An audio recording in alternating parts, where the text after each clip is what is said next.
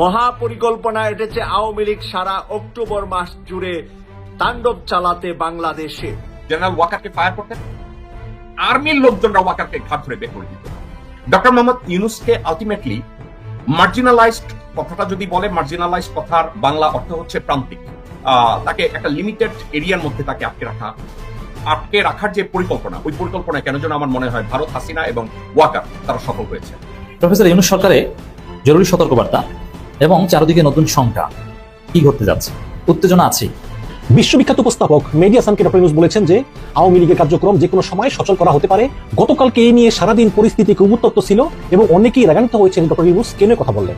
Doctor Yunus যখন নির্বাহী আদেশে আওয়ামী লীগ কার্যক্রম স্থগিত করলেন, তখন কি তিনি এগুলো ভেবে দেখেন? এই ইউনূস কিন্তু এর আগে বলেছিলেন অনেকবার যে আওয়ামী লীগকে নিষিদ্ধ করার কোনো পরিকল্পনা সরকারের নেই। আওয়ামী লীগ নির্বাচন করবে কিনা সে সিদ্ধান্ত আওয়ামী লীগকেই নিতে। রেল লাগা লাগা লাগা লাগা লাগা লাগা লাগা লাগা ওয়েলকি লাগা, বস ইজ ব্যাক, সুকাঙ্গানে হি সালাম। একটা সরকার, স্বনির্ভর সরকার কেমন হয় সেই দৃষ্টিটাই আমরা দেখছি ডক্টর ইউনূসের নেতৃত্বে যে সরকার এই মুহূর্তে লিড করছে। দেখেন, এই বাংলাদেশটা তো আমরা চাই, ডাবল অ্যাকশন শুরু হয়েছে।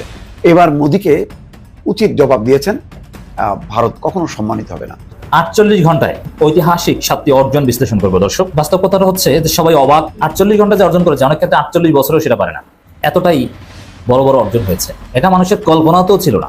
যাক, শেষ পর্যন্ত ইউনূস সাহেব কিন্তু ছক্কা মারছেন। কিভাবে? আমি তো অবাক। কৌশলগতভাবে বাংলাদেশের সাথে সুসম্পর্ক, ইউনূস সাহেব আজকে সত্যি একটা ছক্কা মেরে দিল আর কি। ওই যে আমরাই খেলবো, আমরা আর গ্যালারিতে বসে হাততালি দিব না, তার মানে কি আমরা এখন কোনো ছোট দেশ না। শহীদ জিয়াউর রহমানকে খুঁজে পাই ডক্টর ইউনূস স্যারের মধ্যে। র এবং বিএনপির বেঈমানরা যখন টের পেল যে জিয়াকে জনবিচ্ছিন্ন করা যাবে না, তখন তারা জিয়া রহমানকে কেটে ফেলে দিল। জনগণ জিয়াউর রহমানকে মারে নাই, কারা করছে? ওয়াকার করছে। কারা করছে? নিরাপত্তার নামে ভারতীয় কুত্তার বাচ্চারা করছে। কারা করছে? হাসিনা করছে। ক্রিকেটার সাকিব আল হাসান বাংলার এক কুলাঙ্গার, যেই কুলাঙ্গার নাকি গতদিন শেখ হাসিনার জন্মদিনে শুভেচ্ছা বিনিময় করেছেন। তাকে বাংলাদেশের খেলা থেকে কে বাদ দিল আর কে রাখলো সেটা বিষয় নয়। এই বাংলার গাদ্দার খুনি যেন বাংলার মাটিতে পা না রাখতে পারে, এই শপথ নিয়েছে বাংলার তরুণ সমাজ। প্রিয় দর্শক, আজকের অনুসন্ধানে আমরা দেখব খাগড়াছড়ির এই অস্থিরতার নেপথ্যের আসল চিত্র। কারণ তথ্য বলছে গল্পটা যতটাই না সরল ভাবছেন আপনারা, ততটা নয়।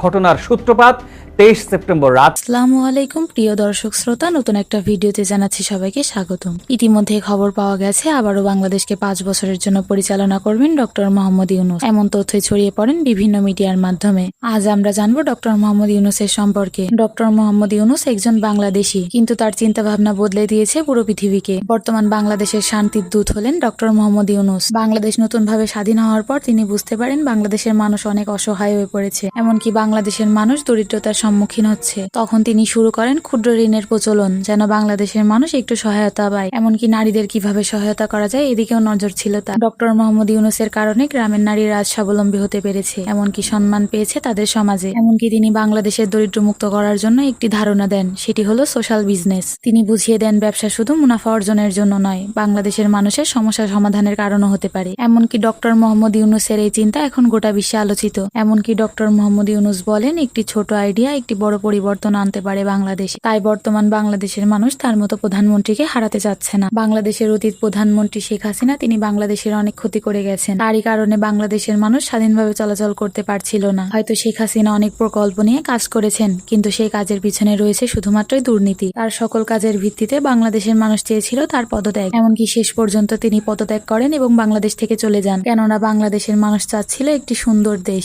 যেখানে মানুষ স্বাধীনভাবে চলাচল করতে পারবে। সকল তথ্যের ভিত্তিতে বোঝা যাচ্ছে আরো 5 বছর ক্ষমতায় থাকবেন ডক্টর মোহাম্মদ ইউনূস। হয়তোবা তার মাস্টার প্ল্যান কার্যকর হবে। ডক্টর মোহাম্মদ ইউনূসের সকল প্ল্যান পরিপূর্ণ হওয়ার জন্য এই 5 বছরই যথেষ্ট। আজ এই তথ্যের মাধ্যমে শেষ করছি। আপনি যদি আমাদের চ্যানেলের নতুন হয়ে থাকেন, অবশ্যই চ্যানেলটি সাবস্ক্রাইব করে দিবেন এবং কমেন্টে আপনার মতামত জানাতে ভুলবেন না। প্রতিদিনের সকল ভিডিও পেতে পাশে থাকা বেল আইকনটি ক্লিক করে দিবেন।